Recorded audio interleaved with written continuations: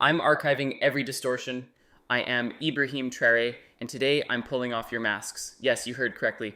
I, whom you call a young military hunter leader, whom you brand as a dangerous radical, whom you serve up as an anti-Western dictator, am Truth.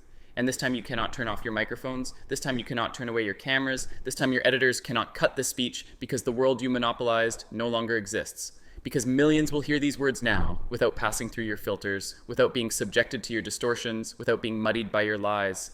I am 34 years old. Every day of my life, I grew up with your lies. As a child, I would watch Africa on television. Always the same images. Children with flies, dry lands, weapons, death. This is Africa, they told us. This is what Africa is. And we believed it. We were ashamed of ourselves. We were ashamed of our own lands, of our own people. But then I grew up. I read, I researched, I questioned, and I understood that the Africa you showed us wasn't real. The story you told us was a lie. The fate you imposed on us was a script you had written for years. How have you portrayed Africa?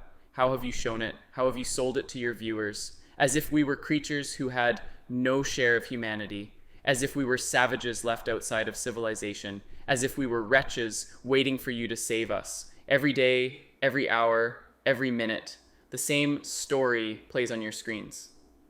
Hunger, war, disease, corruption, terror, chaos. These are the words that come to mind when Africa is mentioned.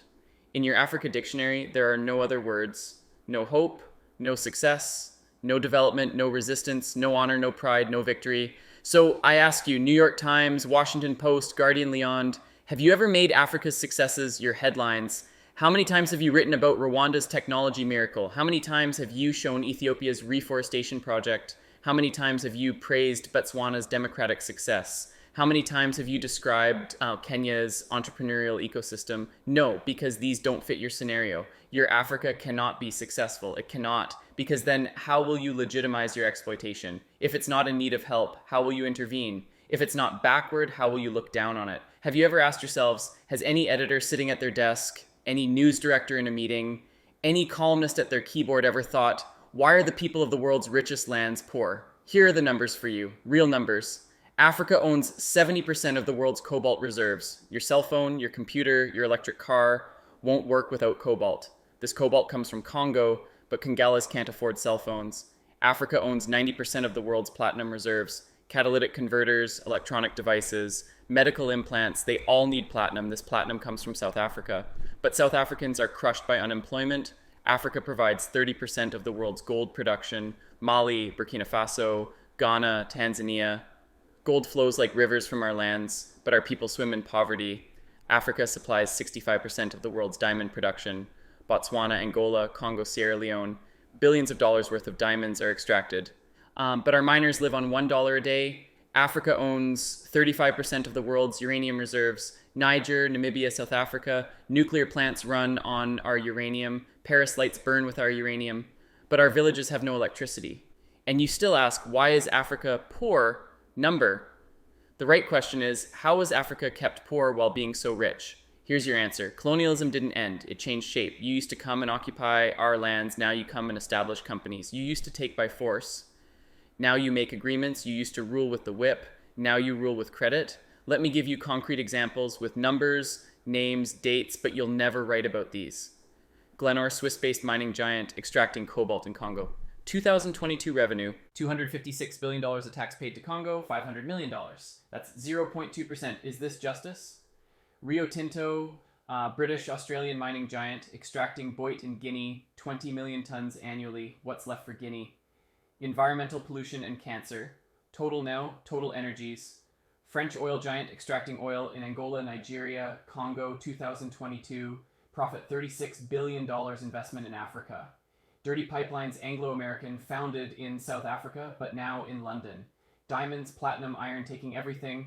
What it left in South Africa, 6 million unemployed miners. And these are just the tip of the iceberg. What about the invisible? The secret deals, the offshore accounts, the transfer pricing tricks. Every year, $88 billion in illegal money flows out of Africa. Who writes about this? Every year, $4 billion in aid comes to Africa. Everyone writes about this, but no one says Africa is not the continent receiving aid. It's the continent giving aid. While you zoom your cameras on swollen bellies, there is a huge system working silently in the background every day Tons of gold, diamonds, cobalt, uranium, oil leave our land. But how? Here's the system. Step 1, create corruption, bribe our leaders, open offshore accounts, promise them a life of luxury, send their children to your schools. Step 2, make deals, get 50-year, 99-year concessions, ask for tax exemptions, be exempt from environmental rules, ignore labor rights. Step 3, control the infrastructure, take over ports, airports, railways, but only from the mine to the harbor. Don't build roads to the villages, don't bring electricity to schools. Step 4, provide security, set up private security companies, arm them, declare protesting. Step 5, silence the media, buy local journalists, suppress opposing voices, serve internal unrest news to international media. And this is how the system works. It's been working like this for 100 years, and you don't see the system. You don't want to see it because you're part of the system too. Who are the biggest advertisers of New York Times, CNN, BBC, oil companies, mining companies, arms companies, pharmaceutical cartels, the companies that exploit Africa? You live on their money, you defend their interests. And what I'm about to tell you might cost me my life, but it's no longer time to be silent. France's system in Africa is the CFA franc. 14 African countries still use French colonial currency. 50% of these countries' central bank reserves sit in the French treasury. France applies negative interest to this money. So we pay France to use our own money. Through this system, France transfers $500 billion worth of resources from Africa every year. Does anyone write about this? No, but when France gives Africa 10 billion euros in aid, it makes headlines. Britain's system is more sophisticated. London is the world's money laundering center. City of London, offshore paradise. Every penny stolen from Africa passes through London. Jersey, Guernsey, Cayman Islands, Virgin Islands, all under British control. Africa's wealth hides there. America's system is AFRICAM, Africa Command. 46 military bases on the continent. Official purpose, security. Real purpose, resource control. Drones in our airspace every day, listening devices everywhere. They say fighting terrorism, but it's not terrorists, it's people's leaders who are targeted. China is the new player, says Win-Win. Builds infrastructure, gives credit, but in exchange for what? 99-year port concessions, mining rights, agricultural lands, debt trap, diplomacy, ask Sri Lanka, ask Zambia, and you write about none of this. Why? Because you're not free press, you're corporate press. Your bosses are billionaires. Jeff Bezos bought Washington Post. Why? For love of journalism. Rupert Murdoch's media empire, Fox News, Wall Street Journal, The Sun, The Times, all from the same hand, all giving the same message. West is good, others are bad. Carlos Slim is the largest shareholder of New York Times. Mexican billionaire. Where's his wealth from? Monopolized telecommunications, got rich off Latin America's back, now controls America's most respected newspaper, and you claim to do independent journalism. Who are your editors? Which schools did they graduate from? Harvard, Yale, Oxford, Cambridge. Always the same elite schools, always the same worldview, always the same prejudices. How are your reporters selected? How many languages does your Africa correspondent speak? French, English, that's all. Swahili, Hosea, Yoruba.